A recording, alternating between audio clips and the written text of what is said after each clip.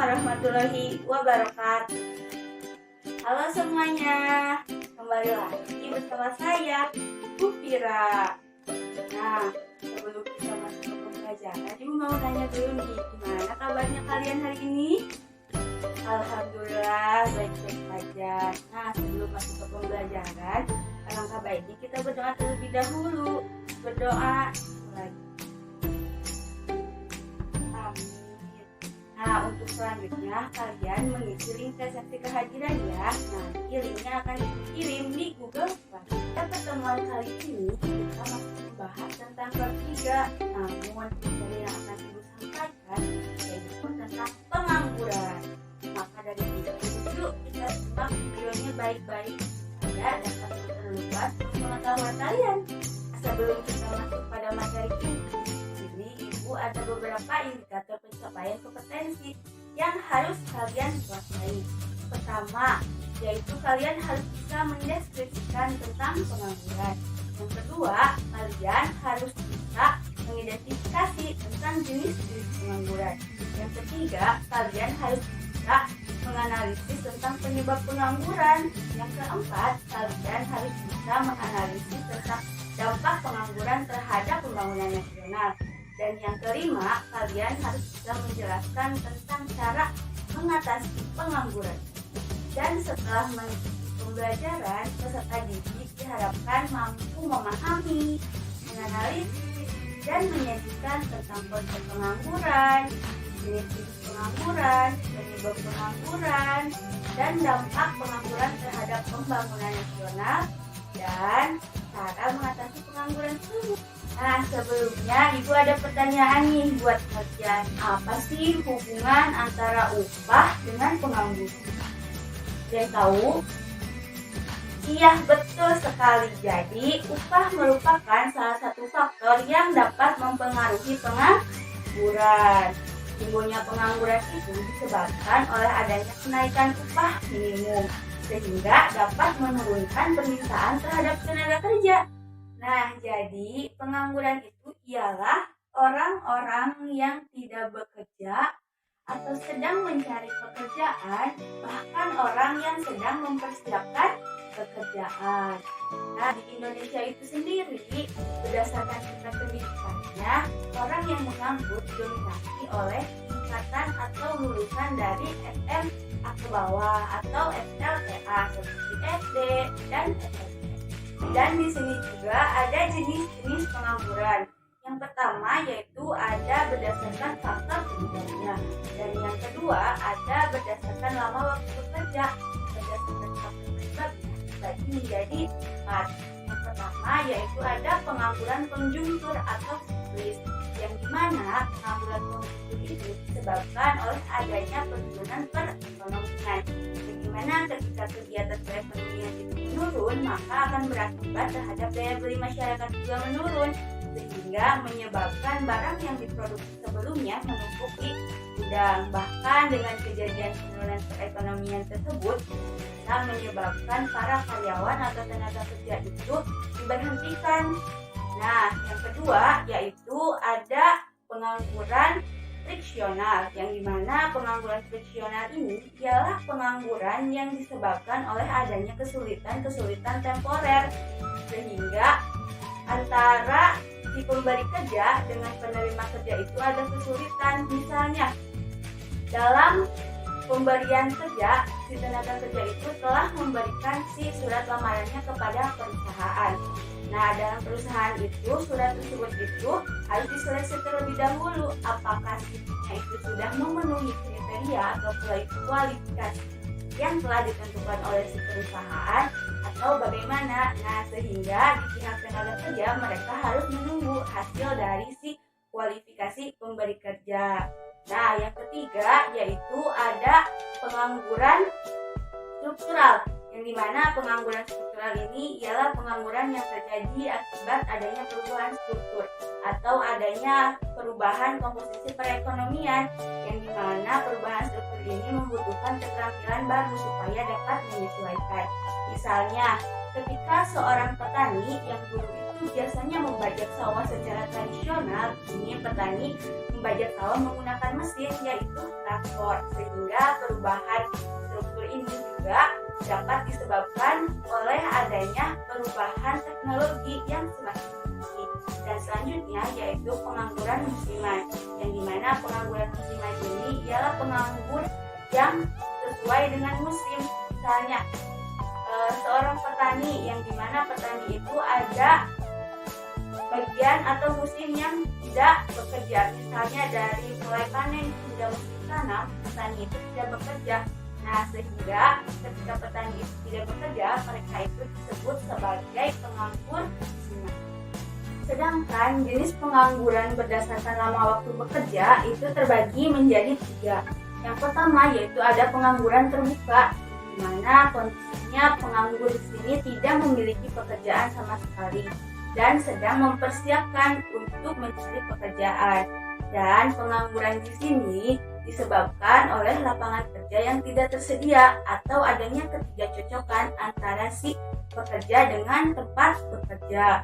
Dan di sini juga ada cara menghitung pengangguran terbuka, ialah tingkat pengangguran terbuka sama dengan jumlah pengangguran terbuka dibagi dengan angkatan kerja dikali 100. Nah, yang kedua yaitu ada pengangguran setengah menganggur, yang dimana keadaan ini ialah tenaga kerja yang memiliki pekerjaan tetapi tenaga kerjanya tidak termanfaatkan baik dari segi jam kerja, produktivitas, bahkan penghasilannya. Misalnya ialah tenaga kerja yang bekerja freelance, karena freelance ini ialah orang yang bekerja di suatu perusahaan tanpa adanya ikatan kerja. Di sini juga ada cara menghitung setengah menganggur ini, ialah tingkat setengah menganggur sama dengan bekerja 35 jam per minggu dibagi dengan angkatan yang bekerja dikali 1. Dan selanjutnya yaitu ada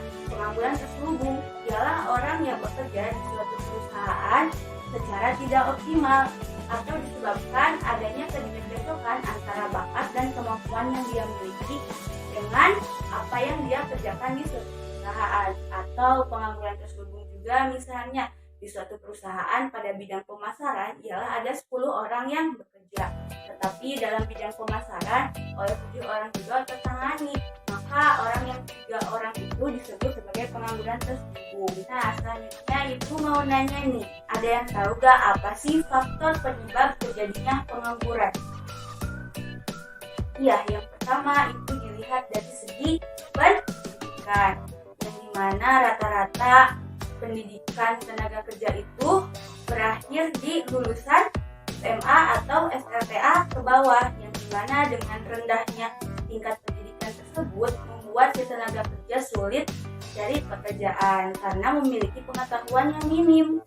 Dan yang kedua dilihat dari keterampilan, yang dimana para tenaga kerja itu memiliki bakat atau kemampuan yang minim, sehingga dengan kemampuan yang minim itu membuat mereka sulit mencari pekerjaan. Dan yang ketiga itu dilihat dari segi upah, yang dimana biasanya upah itu merupakan salah satu faktor pendorong seseorang untuk mencari pekerjaan. Tetapi di sini karena memiliki pengetahuan dan keterampilan yang minim membuat para tenaga kerja itu bekerja mengikuti jejak orang tuanya, misalnya seperti petani dan asisten rumah tangga. Dan yang terakhir yaitu dari segi informasi, yang dimana akses untuk memberikan informasi lowongan kerja itu sangat minim atau masih tidak tercukup, sehingga para pekerja itu lebih baik bekerja di tempat tinggalnya masing-masing atau misalnya di desa, mengikuti setiap orang tuanya, yaitu sebagai petani ataupun sebagai asisten rumah tangga. Nah, berikutnya ada dampak pengangguran terhadap pembangunan nasional, yang dimana pengangguran itu merupakan masalah pokok bagi masyarakat modern, yang dimana jika tingkat pengangguran itu semakin tinggi, maka sumber daya itu akan dibuang dengan cuma dan dapat menyebabkan tingkat pendapatan masyarakat juga merosot atau menurun. Nah, dampak dari pengangguran terhadap pembangunan nasional ini dapat dilihat melalui hubungan antara penganggur dengan indikator-indikator berikut. Yang pertama dari segi pendapatan nasional dan pendapatan per kapita, yang dimana upah merupakan salah satu komponen untuk pendapatan nasional. Maka ketika tingkat pengangguran itu tinggi, maka nilai upah itu akan menurun. Dan pendapatan per kapita juga akan terpengaruh karena pendapatan nasional juga menurun karena pendapatan per kapita itu dihitung melalui pendapatan per kapita sama dengan pendapatan nasional dibagi dengan jumlah penduduk. Nah, ketika pendapatan nasionalnya itu menurun, maka pendapatan per kapita juga akan menurun. Dan yang kedua yaitu dari penerimaan negara, di mana penerimaan negara ini biasanya dilihat dari segi pajak. Maka pajak yang dikenakan bagi tenaga kerja yang bekerja disebut sebagai pajak penghasilan. Ialah pajak yang harus dibayar atau wajib dibayar bagi tenaga kerja yang bekerja. Tetapi ketika tingkat penganggurannya itu meninggi, maka pajak penghasilan yang diterima oleh suatu negara akan rendah karena orang yang bekerja itu juga sedikit.